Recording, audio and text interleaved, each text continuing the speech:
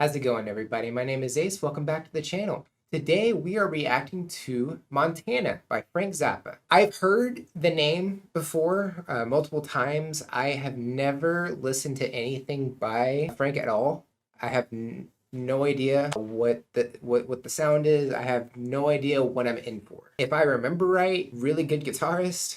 I saw that he passed away in 1993. He was like a musician for a little over 50 years. But other than that, that's all I got. So if you know anything about Frank Zappa that I should know about, let me know. I would love to check it out. Without further ado, Frank Zappa, Montana. Here we go.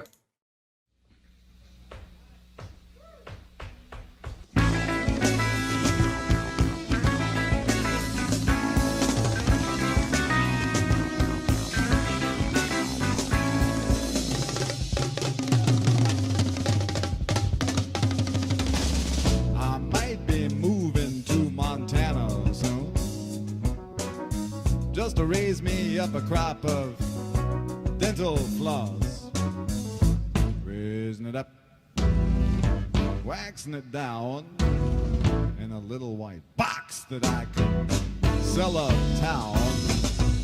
But by myself I wouldn't have no boss, 'cause I'd be raising my lonely dental floss. Raising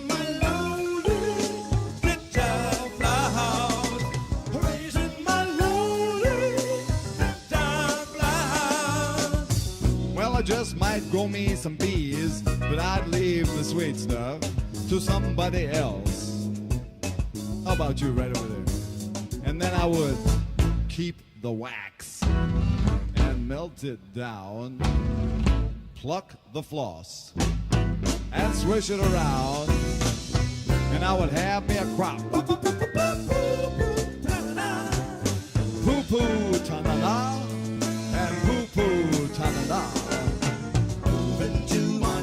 Soon, gonna be a dental floss tycoon.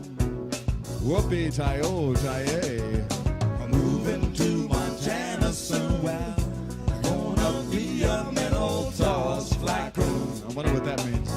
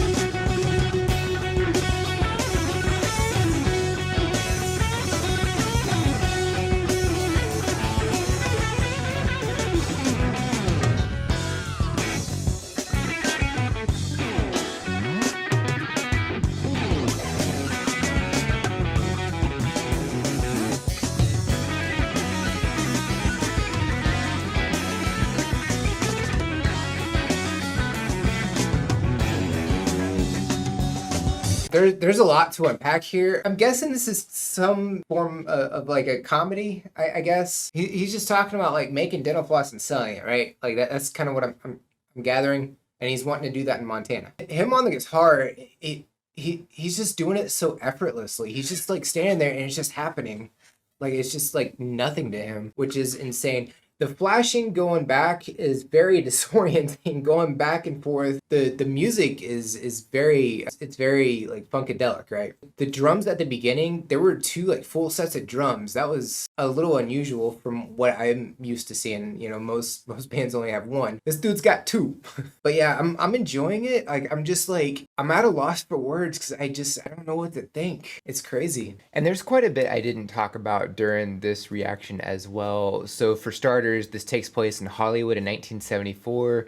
And I also found out that the live album didn't get released until 2013, which was almost 40 years later, which is kind of crazy to think about. Everybody that's on stage during this, we have Frank Zappa on guitar and vocals, George Duke on keyboard and vocals, Napoleon Murphy Brock on saxophone and vocals, Tom Fowler on bass, Ruth Underwood on percussion, and Chester Thompson on drums. At the beginning, Chester and Ruth were both going off on the drums and percussion. Like, it's almost like they were kind of competing with each other. It was kind of like a crazy visual to see because they were both playing, like they were hitting at the exact same moment. They were staring at each other while they were doing that. Frank's vocal style throughout this is more talking than melodic throughout, which I think works really well for a story-driven song like this. We also get backing vocals from Napoleon and George, and it's more melodic by comparison, so it kind of fills that out a little bit more. Throughout this, everybody's just vibing on stage. It's really cool to see. And the instrumentation itself, it has more of like an experimental rock sound to it with some jazz and funk. I don't know why I said funkadelic. Frank's guitar solo is absolutely phenomenal here. How fast and clean he was playing throughout that.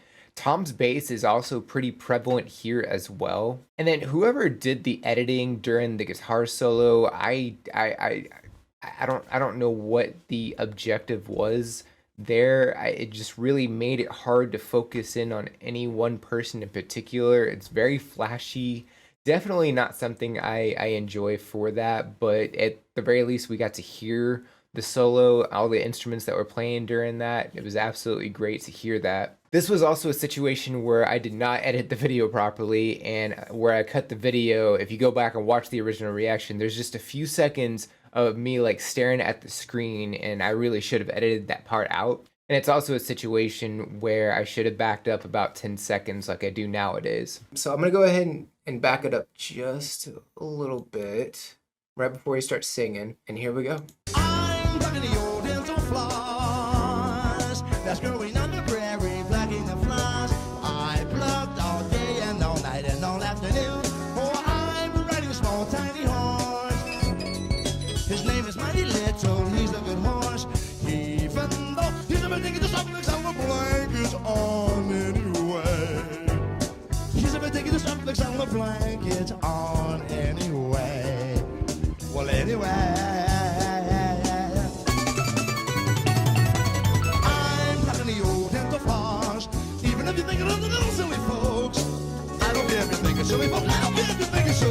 I'm gonna find me a horse just about this big and ride him all along the borderline with a pair of heavy-duty zircon encrusted tweezers in my hand.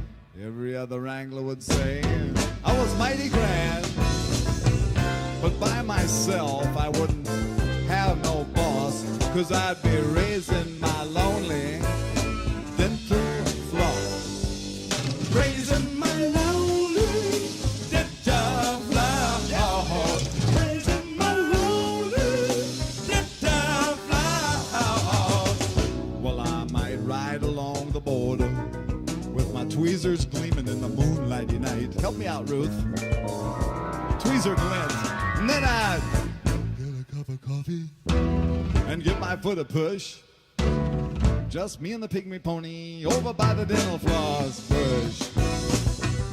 And then I might just jump back on and ride like a cowboy into the dawn to Montana.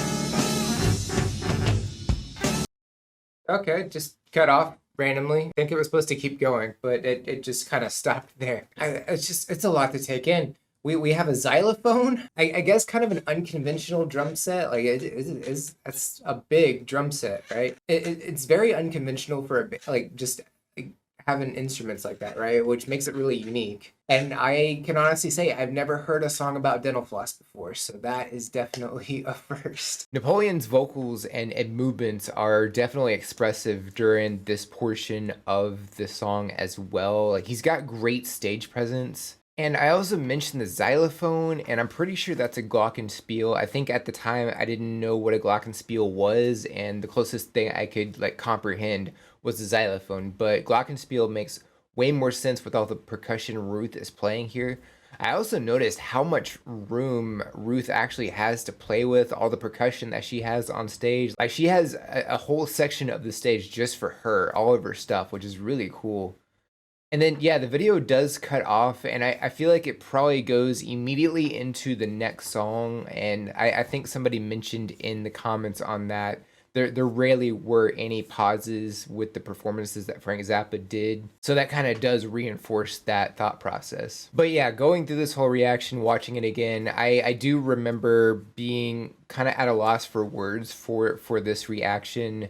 And, you know, after having gone through a couple other Frank Zappa performances, now I have a much better understanding about Frank Zappa by comparison to what I did for the first reaction. And to be fair, this probably should not have been my first exposure to Frank Zappa, but I do think it's a really great performance. Everything that they did on stage was really awesome. Would not mind checking out more from Frank Zappa. If y'all have any suggestions or anything I should know about, definitely drop those in the comments below. Would love to check those out. Don't forget to like and subscribe. Check the description for all the cool stuff like the socials, the link to the video, the buy me a coffee link for any priority requests. And if you made it to the end of the video, comment #Montana. I think that's it for this reaction. Check you out on the next one. Bye guys.